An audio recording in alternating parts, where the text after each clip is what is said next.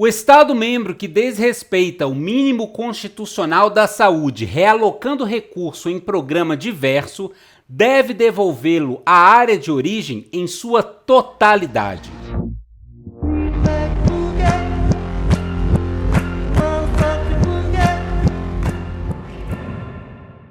Olá, bem-vindo, bem-vinda ao podcast Súmula 7. E se você acompanha pelo YouTube, também. Nós vamos hoje falar sobre o informativo número 692 do STJ. Mas antes, se você ainda não está inscrito, não está inscrita nos meus canais nas redes sociais, vá agora! Principalmente no Telegram, que você recebe conteúdos e áudios exclusivos, já são mais de 4.000 inscritos. Então, segue lá. Para começar os nossos casos em análise hoje, nós temos de cara uma súmula nova, a súmula 648, que foi editada pela terceira seção, relativa a direito criminal, portanto, e ela fala sobre prejuízo de habeas corpus com a superveniência de sentença condenatória. O que ela diz, em outras palavras, antes de lermos o enunciado? Foi feito um pedido de trancamento da ação penal em habeas corpus, alegando falta de justa causa. Aí o STJ decide o seguinte, olha só, se ainda não tiver sido totalmente julgado, vai que tenha recurso nesse HC, e veio a sentença condenatória, a superveniência da sentença condenatória prejudica o pedido de trancamento da ação penal por falta de justa causa feito em habeas corpus. Temos aí, então, a súmula 648 da matéria de direito penal, vinculada, claro, também ao processo penal. O segundo caso não foi uma súmula, mas foi uma tese firmada em repetitivo pela segunda sessão, relator Titio Antônio Carlos Ferreira, recurso especial número 1.870.771 de São Paulo. Olha só, direito autoral, a questão é a seguinte, hotéis, motéis e afins, eles têm que recolher direitos autorais, portanto, administrado pelo ECAD, quando disponibilizam aparelhos de transmissão e retransmissão nos quartos, leia-se televisão, rádio, e também quando oferecem serviços de TV por assinatura. Essa é a discussão. E o STJ entendeu o seguinte, olha, antes havia a Lei 5.988 de 1973, que fazia uma diferença entre transmissão e retransmissão. Mas a lei em vigor desde 98, que é a Lei 9.610, ela não faz essa diferença. Portanto, mesmo que seja somente a retransmissão, porque quem faz a transmissão é a empresa, a concessionária de telecomunicações ou a sua afiliada, mas a retransmissão também enseja a cobrança de direitos autorais. Então, o que ficou definido é que hotéis, motéis e afins, esses afins incluem-se pousadas, tipos de hospedagens, hostels, os chamados albergues, tudo isso. Então, hotéis, motéis e afins que disponibilizem equipamentos nos quartos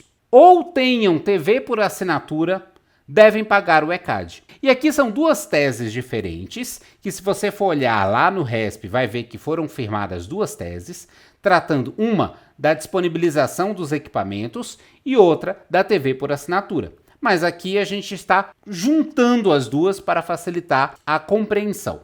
E tem mais uma coisa, se o hotel ou o estabelecimento disponibiliza uma televisão e também o serviço de TV por assinatura para o conforto do hóspede, ele vai recolher duas vezes. E aqui o STJ analisou e disse que não tem bis in idem não por serem circunstâncias diferentes. Então, hotéis, motéis e afins que disponibilizem equipamentos nos quartos ou tenham TV por assinatura devem pagar o ECAD. O próximo julgado analisado é da primeira seção, direito tributário. Não é em repetitivo, mas é em embargos de divergência. E aqui eu já trago uma reflexão interessante para quem estuda e me acompanha nas redes sociais sobre processo nos tribunais superiores. Esse julgamento ocorreu nos embargos de divergência, no agravo em recurso especial, número 1.109.354 de São Paulo. Olha só que interessante para começar. Foi embargo de divergência nos embargos de divergência. Então o que aconteceu? Houve um julgamento do ARESP, ou agravo em RESP, teve um resultado. Veio os embargos de divergência. Ok. Após o julgamento dos embargos de divergência, a parte entrou com novos embargos de divergência. É algo raro, mas acontece e é possível. E esse foi um caso, inclusive a seção analisou a tese no mérito. Então, olha que interessante a questão de direito tributário. Vamos falar sobre o decidido. Existe, no âmbito do direito tributário, a chamada técnica de creditamento, que é uma técnica muitas vezes vinculada a uma questão política ou estratégia de fomento, com a ideia de conceder crédito a determinados sujeitos passivos da obrigação tributária que se enquadrem em determinado fato gerador, desde que para ser descontado posteriormente em situações previstas em lei própria. Isso acontece, por exemplo, com o chamado reporto, quando foi feita política de fomento da utilização dos portos nacionais. Ok, a técnica de creditamento, em regra, ela não se coaduna, não faz sentido com o regime monofásico da contribuição. O regime monofásico, de maneira geral, é aquele cuja carga tributária está numa única fase da cadeia produtiva. Ele é diferente, portanto, da cumulatividade que acontece em alguns tributos. A cumulatividade permite a ideia de creditamento, porque significa que lá na frente, você, sujeito passivo da obrigação tributária, pode eventualmente usar aquele crédito em uma outra fase, em uma outra situação do processo de produção, mas não necessariamente na fase monofásica. Então, é por isso que, como é que ele vai receber esse crédito? Ele não acumula tributo em fase anterior. Então, essa é a questão envolvida e o STJ entendeu que a técnica de creditamento, em regra, não se coaduna com o regime monofásico da contribuição ao PIS e COFINS, só sendo excepcional quando expressamente prevista pelo legislador. Primeira seção, relator Titio Gurgel de Faria. O próximo julgado tem a ver com direito financeiro. É o recurso especial número 1.752.162 do Rio de Janeiro. Segunda turma, Titio Herman Benjamin. A questão é o seguinte, nós sabemos que existe constitucionalmente estabelecido o chamado mínimo constitucional para a saúde, para a educação. E aí o que acontece é que no ano de 2005, o estado do Rio de Janeiro não utilizou o mínimo constitucional para a saúde. Ele aplicou um valor a menos, ou seja, a quem. Aí foi ajuizada uma ação civil pública pedindo a condenação do Estado para reparar os danos causados por não ter utilizado parte daquela verba na saúde como deveria ser. O Tribunal do Rio entendeu que o orçamento do ano de 2005 seria já fato pretérito e consumado, e que a verba que deveria ter sido usada na área de saúde teve outra destinação, também a áreas importantes como educação, segurança, transporte, sendo inviável o desfazimento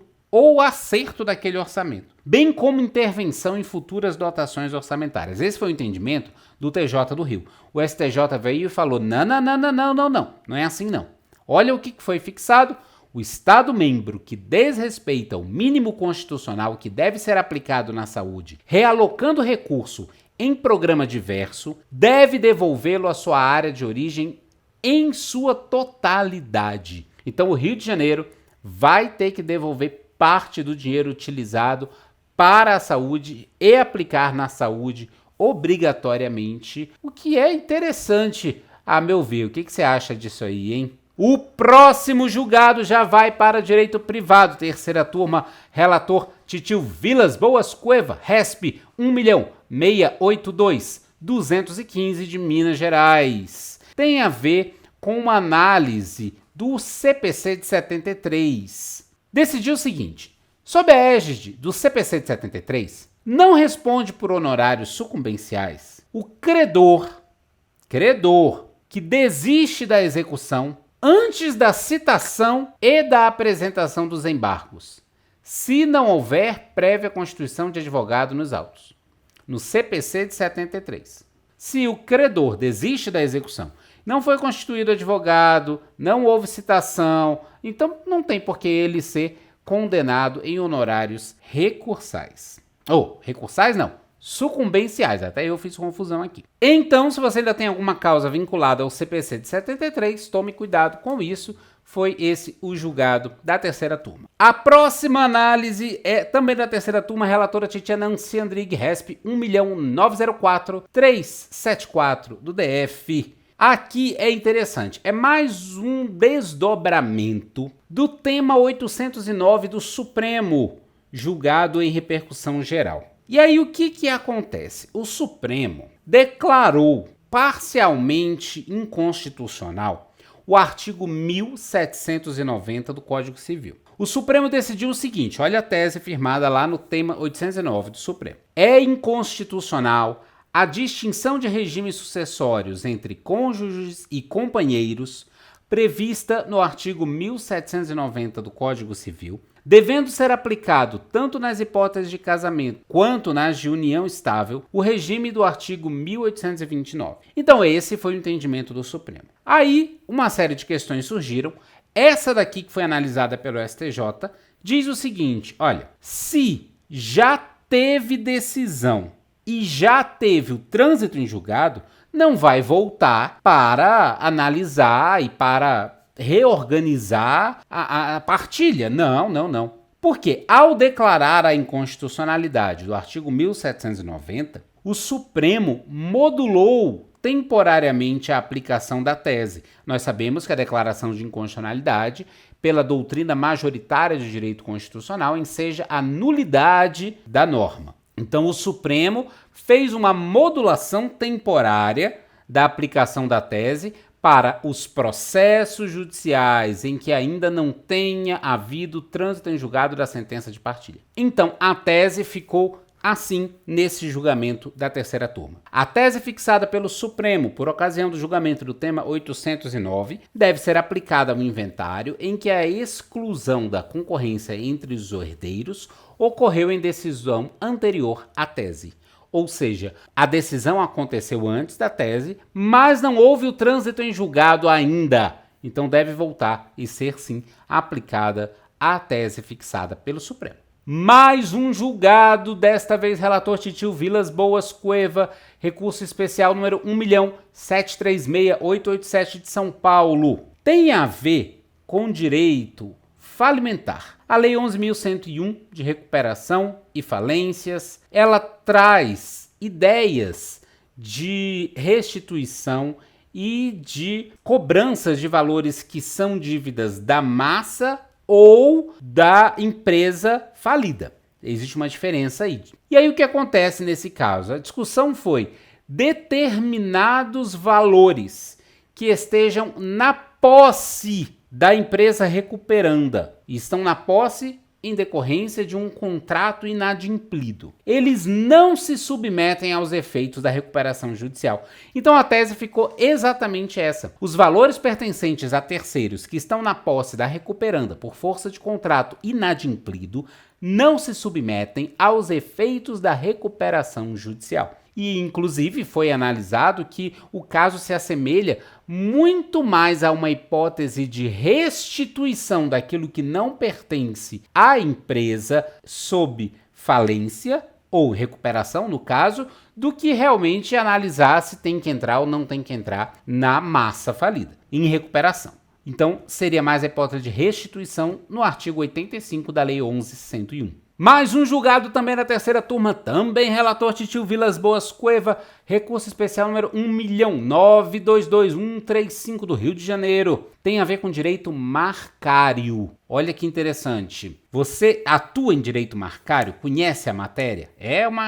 Tem suas peculiaridades, né? Então não se arrisque por aí se você não conhece essa matéria, hein? Tem que dar uma estudada nela. Preste atenção. Existe o registro da marca, que pode ser feito no exterior e no Brasil, em vários países, e tem uma série de regras. Segundo a doutrina, foi criada a chamada teoria da diluição. Isso veio do direito norte-americano. Essa teoria da diluição foi assim nomeada quando determinadas condutas parasitárias do mercado, com o intuito de responsabilizar práticas que busquem se beneficiar indevidamente do prestígio associado a marcas conhecidas. Então, olha só como é complexa a relação. Uma série de situações, de condutas que vão, na linguagem mais simples, vão minando a credibilidade e o prestígio da marca conhecida. Isso é chamado de teoria da diluição. Algo similar já está previsto na Lei de Propriedade Industrial, artigo 130, inciso 3, garantindo aos titulares ou depositantes de uma marca o direito de zelar pela sua integridade e reputação. Ok? Isso é justo. E a norma enfrenta, em específico, efeitos dessa diluição, ou seja, zelar pela reputação e integridade. A diluição seria o ataque, essa ideia de uso do prestígio. E o que a lei de propriedade prevê é zelar pela integridade e reputação. Dentre os quais, efeitos da diluição, dentre os quais, tem a perda da força do sinal distintivo da marca. E aí nós temos várias hipóteses de perda desse sinal distintivo. Lesão à unicidade, à consistência no uso, reputação, são várias hipóteses. E aí vem a questão. Se uma marca internacionalmente conhecida sofre com essa diluição parasitária e já sofreu, já perdeu muito, já praticamente deixou de existir, só isso faz ela perder a distintividade do registro no Brasil pela sua distinção, pela sua unicidade, pela sua peculiaridade? E o entendimento é que não. Não. Permanece rígido o direito da empresa de zelar pela unicidade, integridade ou reputação em território nacional. Então a tese afirmada é: a diluição da marca no exterior não é suficiente para afastar a distintividade do registro no Brasil. O próximo julgado é da terceira turma Titianancy Andrighi, recurso especial número 1.818.926 do DF, e tem a ver com a alienação integral de bem indivisível. O que acontece? O CPC de 2015, ao tratar sobre essa matéria, ampliou o regime previsto no CPC anterior. No atual Código de Processo, é autorizada a alienação judicial do bem indivisível em sua integralidade, em qualquer das hipóteses de copropriedade. Fica claro, resguardado ao coproprietário alheio à execução, praticamente um terceiro, o direito de preferência na arrematação do bem, ou, caso ele não queira, a compensação financeira pela sua cota-parte, que é apurada pelo valor da avaliação. Ok.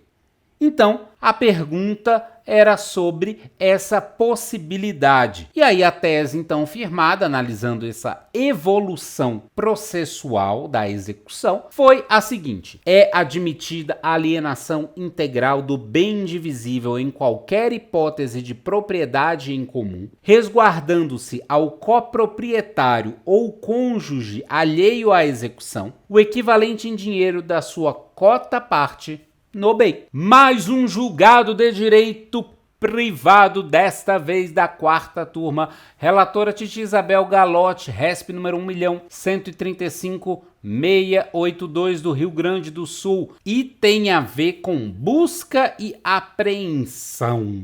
Olha só. Nós temos no artigo 202, inciso 5 e parágrafo único do Código Civil, que qualquer ato judicial que constitua em mora o devedor, interrompe a prescrição, que voltará a ser contado, ou seja, o prazo prescricional voltará a fluir somente após o trânsito em julgado da decisão judicial que ponha fim ao processo que a interrompeu. Está lá no 202, inciso 5 e parágrafo único. Daí vem, então, a análise do caso de busca e apreensão em cédula de crédito comercial, e a tese firmada foi a seguinte: o ajuizamento da ação de busca e apreensão fundada no inadimplemento da cédula de crédito comercial garantida por alienação fiduciária com a citação válida do devedor interrompe o prazo para a proporação de execução com base no mesmo título de crédito. Então, se tem um título de crédito, pode sim ser ajuizada a execução,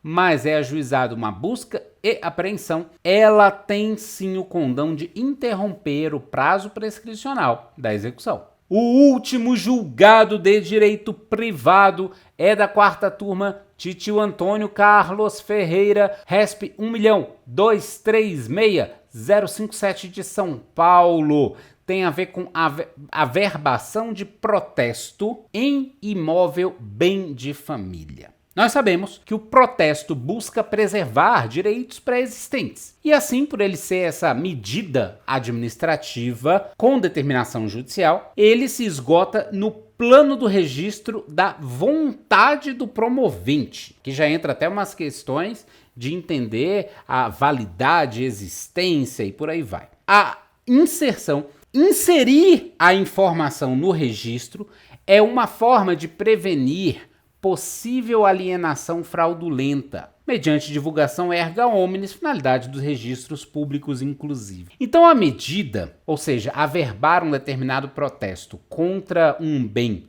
que é de família, a medida do protesto não impede a disposição do bem. Ela não impede, você pode vender. Se você faz o registro de um protesto em um imóvel, ele não está dizendo que você é proibido de vender aquele imóvel, não, você pode vender. Mas o que acontece? O terceiro adquirente não vai poder alegar boa-fé. Não. Se tiver uma demanda judicial envolvendo o imóvel, não tem essa de alegar boa-fé, não. O STJ já decidiu isso. Então, quanto ao bem de família, o protesto não vai obstar ou anular negócio jurídico de venda, não. Ele só vai informar terceiros a respeito da pretensão do credor de penhora do bem. Na eventual hipótese de afastamento da proteção do bem como de família. Então, tese firmada. É cabível a averbação de protesto contra a alienação em matrícula de imóvel considerado bem de família. E os dois julgados de direito penal, o primeiro da 6ª turma, do titio Sebastião Reis, RESP 1.762.142 de Minas. Então, 1.762.142 de Minas Gerais. Fala sobre os crimes de ação penal privadas relativas aos crimes de propriedade imaterial. O artigo 529 do Código de Processo Penal fala que, nos crimes de ação privativa do ofendido, não será admitida queixa com fundamento em apreensão e em perícia, se decorrido o prazo de 30 dias após a homologação do laudo. Daí veio a seguinte discussão. O prazo decadencial previsto nesse artigo 529 do CPP, que é de 30 dias após a homologação do laudo pericial, é uma norma especial e, por isso, ela afasta o artigo 38 do Código de Processo Penal, que fala a decadência de 6 meses contada a partir da ciência da autoria do crime. Entretanto, o STJ entendeu que não.